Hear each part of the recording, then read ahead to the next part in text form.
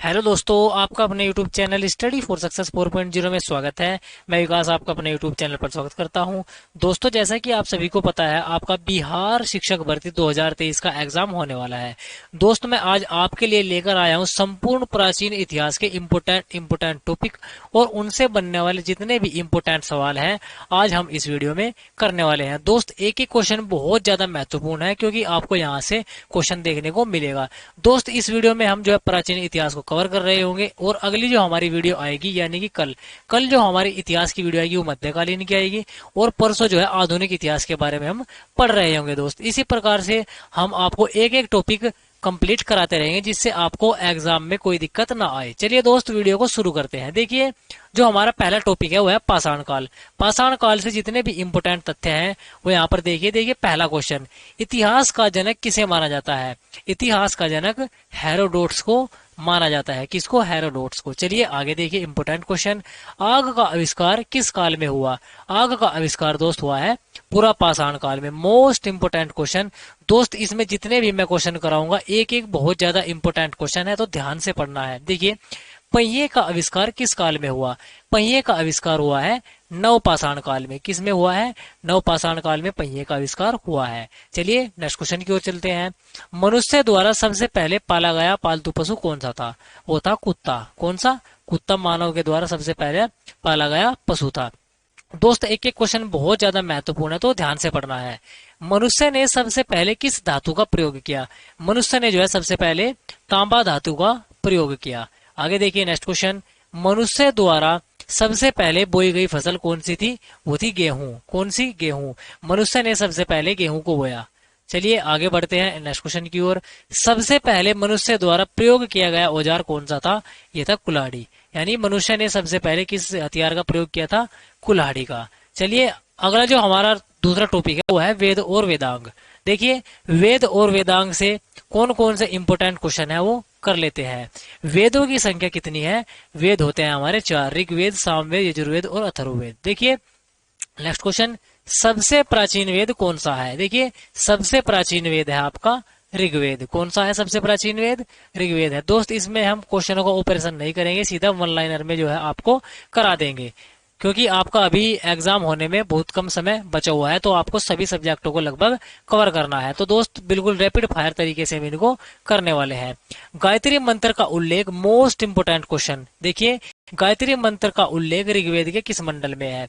देखिए, जो आपका गायत्री मंत्र है ये ऋग्वेद के तीसरे मंडल में बताए गए हैं। और दोस्त, ये जो गायत्री मंत्र है ये किसको समर्पित है? ये सूर्य देवता को समर्पित है। किसको है? सूर्य देव को समर्पित है हमारे गायत्री मंत्र। आगे देखिए नेक्स्ट क्वेश्चन, ऋग्वेद के किस मंडल में वर्ण व्यवस्था या पुरुषोक्त के बारे में बताया गया है? देखिए, ऋग्वेद के 10वें मंडल में जो है वर्ण व्यवस्था के बारे में बताया गया है। आगे देखिए दोस्त, इंपोर्टेंट क्वेश्चन, गद व पद दोनों में कौन सा वेद लिखा है? देखिए, गद व पद में लिखा है आपका यजुर्वेद।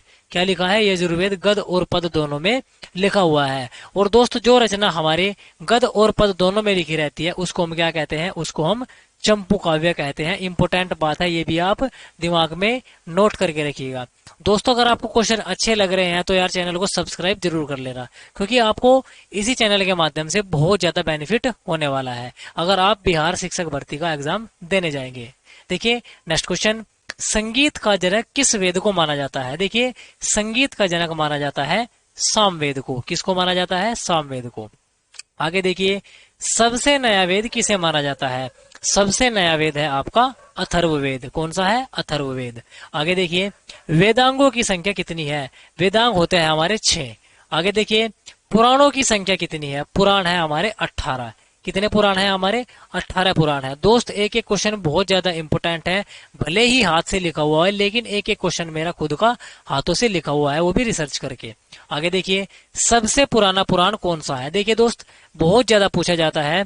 सबसे पुराना पुराण है मत्स्य पुराण। आगे देखिए, इंपोर्टेंट पुस्तक है। अर्थशास्त्र के लेखक कौन है? देखिए दोस्त, अर्थशास्त्र जो है पुस्तक ये लिखी गई है चाणक्य के द्वारा, और चाणक्य को ही हम क्या कहते हैं? कौटिल्य के नाम से जानते हैं। ये भी एग्जाम में आया हुआ है, या इसी को हम कह सकते हैं विष्णुगुप्त। क्या कह सकते हैं? विष्णुगुप्त किसका नाम है? आपका कौटिल्य का ही नाम है। और दोस्तों जो अर्थशास्त्र है ये किससे संबंधित है? ये राजनीति से संबंधित है। किससे संबंधित है? राजनीति से संबंधित है। कुछ बच्चे अर्थशास्त्र यानी कि इकोनॉमी देखकर लगा देते हैं, जबकि इसका जो राइट आंसर है वो है राजनीति शास्त्र से। आगे देखिए, राजतरंगिणी के लेखक कौन है? देखिए दोस्त, इंपोर्टेंट पुस्तक है ये भी। राजतरंगिणी जो है किसके द्वारा लिखी गई है? कल्हण के द्वारा लिखी गई है। आगे देखिए, अष्टाध्यायी के लेखक कौन है? अष्टाध्यायी लिखी गई है आचार्य पाणिनि जी के द्वारा। आगे देखिए दोस्त, अगला जो हमारा इंपोर्टेंट टॉपिक आता है वो आता है सिंधु घाटी सभ्यता का। देखिए यहाँ से कौन कौन से क्वेश्चन बनते हैं इंपोर्टेंट आपके लिए। सिंधु घाटी सभ्यता की खोज किसने की थी? देखिए, सिंधु घाटी सभ्यता की खोज करी थी राय बहादुर दयाराम साहनी ने। आगे देखिए, सिंधु घाटी सभ्यता का प्रमुख बंदरगाह कौन सा था? लोथल था। बहुत ज्यादा पूछा जाता है क्वेश्चन, तो आप स्टार लगा के इसको नोट कीजिएगा। आगे देखिए, कांसे की नर्तकी की मूर्ति कहाँ से मिली? कांसे की नर्तकी की मूर्ति मिली है आपकी मोहनजोदड़ो से। और दोस्त कई बार पूछ लिया जाता है मोहनजोदड़ो का अर्थ। देखिए, जो हमारा मोहनजोदड़ो है इसका अर्थ होता है मर्तकों का टीला। क्या होता है?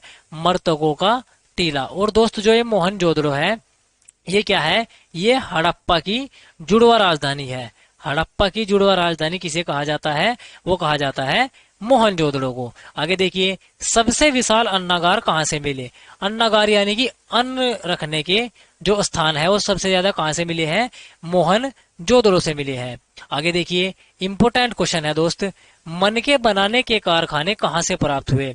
मन के बनाने के कारखाने चनहुदड़ो से प्राप्त हुए हैं। दोस्त भले ही क्वेश्चन टाइप ना हुआ हो, पर हमारा जो हाथ से लिखा हुआ है एक एक क्वेश्चन बहुत ज्यादा महत्वपूर्ण है। मैं आपको पहले से कहता आ रहा हूं, तो ध्यान से पढ़ना है। और दोस्त वीडियो के एंड में कमेंट में जरूर बताना है कि आपको वीडियो कैसी लगी। सिंधु घाटी सभ्यता का सबसे पूर्वी स्थल कौन सा है? यह है आपका आलमगीरपुर। और कहां पर पड़ता है? मेरठ में। और किस नदी के किनारे? हिंडन नदी के किनारे। देखिए यहाँ से 4 क्वेश्चन बनते हैं। 4 क्वेश्चन कौन कौन से बनते हैं? देखिए, आपका सबसे पूर्वी स्थल, ठीक है, और आपका सबसे पश्चिमी, और आपका सबसे उत्तरी, और सबसे दक्षिणी। अगर बात करें सबसे पूर्वी स्थल की, सबसे पूर्वी स्थल मैंने आपको बता दिया है आलमगीरपुर है। कहां पर पड़ता है? मेरठ में और हिंडन नदी के किनारे। अगर बात करें सबसे पश्चिमी स्थल की, सबसे पश्चिमी स्थल है जो है वो है आपका सूतकांगेडोर। कौन सा है? सूतकांगेडोर है आपका दास्क नदी के किनारे। किस नदी के किनारे है? इंपोर्टेंट नदी है, याद रखेंगे, दास्क नदी के किनारे। अगर बात करें उत्तरी स्थल की, सबसे जो आपका उत्तरी स्थल है वो है आपका कौन सा? लद्दाख में पड़ता है। लद्दाख में पड़ता है आपका कौन सा?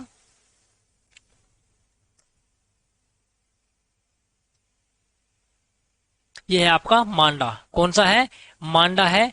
और दोस्त सबसे अगर बात करें सबसे दक्षिणी स्थल की, सबसे दक्षिणी स्थल है आपका दैमाबाद। कौन सा है? दैमाबाद है, जो कि परवरा नदी के किनारे है। कहां पर है?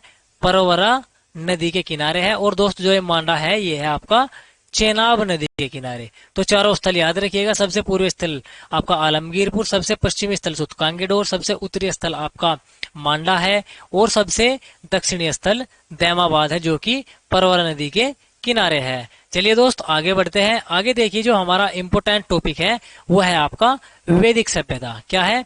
वैदिक सभ्यता। दोस्त पूरा प्राचीन इतिहास मैंने इसमें कवर कर रखा है, आपको टेंशन लेने की जरूरत नहीं है। सभी इंपोर्टेंट तथ्य आपको मिल जाएंगे। देखिए, आर्यों की भाषा क्या थी? आर्यों की भाषा थी संस्कृत। कौन सी थी? संस्कृत थी। आगे देखिए, जीवन भर अविवाहित रहने वाली महिला को क्या कहते थे? अमाजू कहते थे। क्या कहते थे? अमाजू कहते थे। और दोस्त आगे देखिए, सत्यमेव जयते कहां से लिया गया है? सत्यमेव जयते मुंडकोपनिषद से लिया गया है। दोस्त यहाँ से दर्शन से संबंधित कुछ क्वेश्चन पूछे जाते हैं। देखिए, आपसे पूछा जाएगा योग दर्शन किसने दिया है? ये दिया है पतंजलि ने। और दोस्त न्याय दर्शन दिया है हमारा गौतम ऋषि ने। और दोस्त सांख्य दर्शन दिया है कपिल मुनि ने। और वैशेषिक दर्शन दिया है कणाद ने या उलूक ने। दोस्त ये भी इंपोर्टेंट है, यहाँ से भी क्वेश्चन बनने की संभावना रहती है। आगे देखिए, जो हमारा अगला टॉपिक है वो है जैन धर्म। चलिए, जैन धर्म से संबंधित जितने भी क्वेश्चन हैं सभी कर लेते हैं। जैन धर्म के संस्थापक कौन है? ऋषभदेव है। और दोस्त जैन धर्म के 24वें तीर्थंकर कौन है? महावीर स्वामी जी है, और यही हमारे जैन धर्म के वास्तविक संस्थापक माने जाते हैं। वास्तविक संस्थापक कौन माने जाते हैं? महावीर स्वामी जी माने जाते हैं। और महावीर स्वामी जी का जन्म कहाँ पर हुआ था? कुंडग्राम में हुआ था। और कहाँ पर? वैशाली में। आगे देखिए, महावीर स्वामी के बचपन का क्या नाम है? मोस्ट इंपोर्टेंट क्वेश्चन है ये भी दोस्त। देखिए, इनके बचपन का नाम है वर्धमान। क्या है? वर्धमान। देखिए, जैन धर्म के त्रिरत्न क्या है? आपसे पूछा जाएगा कि निम्न में से कौन सा जैन धर्म का त्रिरत्न नहीं है। देखिए, कौन कौन से त्रिरत्न जैन धर्म के? सम्यक दर्शन, सम्यक ज्ञान और सम्यक आचरण।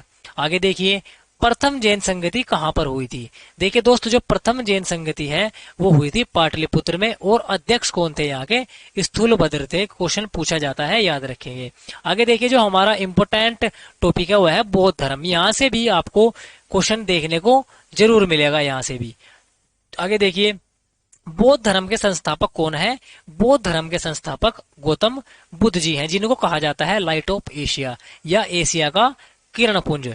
आगे देखिए, गौतम बुद्ध का जन्म कब और कहाँ हुआ था? गौतम बुद्ध का जन्म जो है दोस्तों 563 BC में लुम्बिनी में हुआ था। याद रखेंगे, इंपोर्टेंट है। गौतम बुद्ध का बचपन का नाम क्या था? गौतम बुद्ध जी के बचपन का नाम सिद्धार्थ था। आगे देखिए, ये क्वेश्चन बहुत ज्यादा इंपोर्टेंट है, ये भी स्टार लगा के नोट कीजिएगा दोस्त। देखिए, गौतम बुद्ध के गृह त्याग की घटना को क्या कहते हैं? गृह त्याग की घटना को कहते हैं महाभिनिष्क्रमण। क्या कहते हैं? महाभिनिष्क्रमण कहते हैं। और दोस्त, गौतम बुद्ध ने अपना प्रथम उपदेश कहाँ पर दिया था?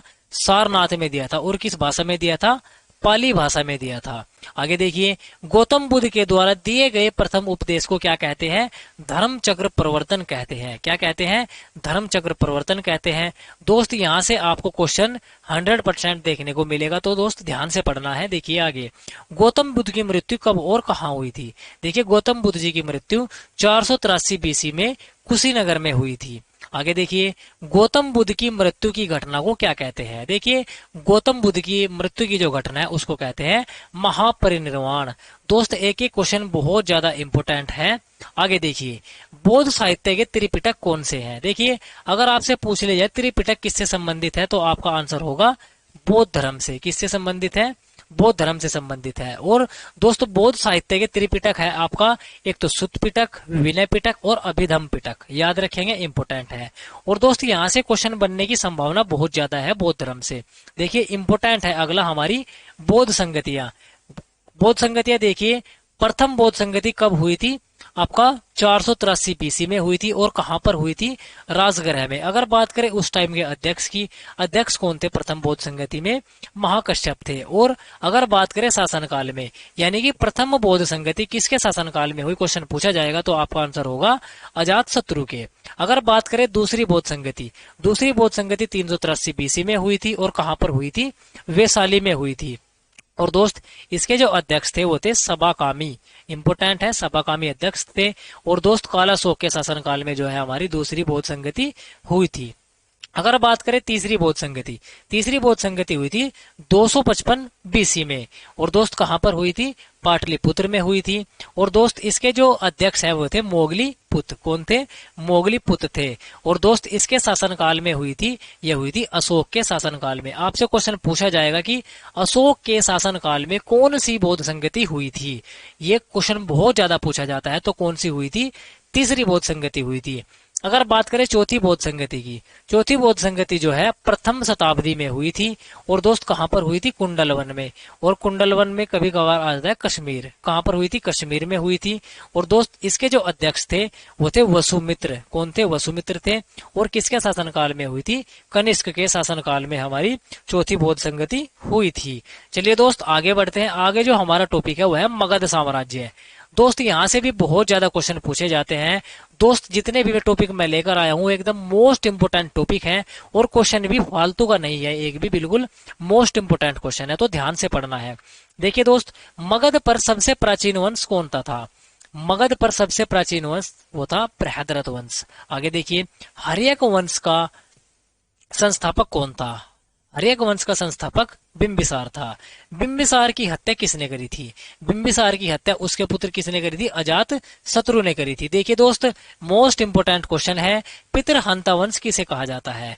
पितृहंता वंश कहा जाता है हर्यक वंश को। किसको कहा जाता है? हर्यक वंश को पितृहंता वंश कहा जाता है। दोस्त, अगर आपको इसकी पीडीएफ चाहिए तो मैं आपको पीडीएफ जो है टेलीग्राम चैनल पर दे दूंगा। टेलीग्राम चैनल को आपको ज्वाइन करना है और आपको लिंक मिल जाएगी डिस्क्रिप्शन में। ठीक है दोस्त, चलिए। नंद वंश का संस्थापक कौन था? नंद वंश का संस्थापक था महापद्मनंद। आगे देखिए, मौर्य वंश का संस्थापक कौन था? मौर्य वंश का संस्थापक था चंद्रगुप्त मौर्य जी। आगे देखिए, चंद्रगुप्त मौर्य गद्दी पर कब बैठा? देखिए दोस्त, बहुत ज्यादा इंपोर्टेंट है। चंद्रगुप्त मौर्य गद्दी पर बैठा था 322 एडी में। आगे देखिए, मेगस्थनीज किसका राजदूत था? मेगस्थनीज जो है सेल्यूकस निकेटर का राजदूत था। और दोस्त, मेगस्थनीज की एक पुस्तक है इंडिका। आपसे पूछा जाएगा कि इंडिका पुस्तक के लेखक कौन है?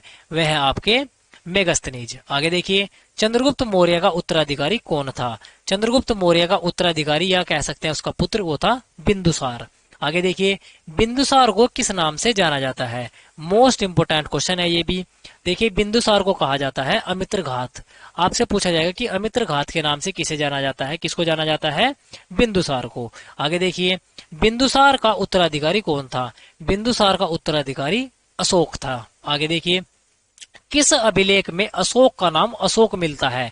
बहुत ज्यादा इंपोर्टेंट है और बहुत ज्यादा पूछा जाता है। यह है आपका मास्की या गुर्जरा अभिलेख में। आगे देखिए, अशोक ने कलिंग पर आक्रमण कब किया? बहुत ज्यादा इंपोर्टेंट है ये भी। देखिए, अशोक ने कलिंग पर आक्रमण किया था 261 बीसी में। आगे देखिए, अशोक के शिलालेख को किसने पढ़ा था? ये भी मोस्ट इंपोर्टेंट क्वेश्चन है। देखिए, अशोक के शिलालेखों को सर्वप्रथम जेम्स प्रिंसेप ने पढ़ा था। कब पढ़ा था? 1837 में पढ़ा था। आगे देखिए, पुराणों में अशोक का नाम क्या मिलता है? देखिए दोस्त, पुराणों में अशोक का नाम मिलता है देवनाम प्रियदर्शी, या कह सकते हैं प्रियदर्शी भी कई बार एग्जाम में लिखा हुआ मिला है। आगे देखिए, कुषाण वंश का संस्थापक कौन था? कुषाण वंश का संस्थापक था कजलू कड़फिथिस। आगे देखिए, नेक्स्ट क्वेश्चन, गुप्त वंश का संस्थापक कौन था? गुप्त वंश का संस्थापक था समुद्रगुप्त। चलिए दोस्त, आगे देखते हैं, भारत का नेपोलियन किसे कहा जाता है? दोस्त, बहुत ज्यादा महत्वपूर्ण क्वेश्चन है ये भी, तो याद रखना है।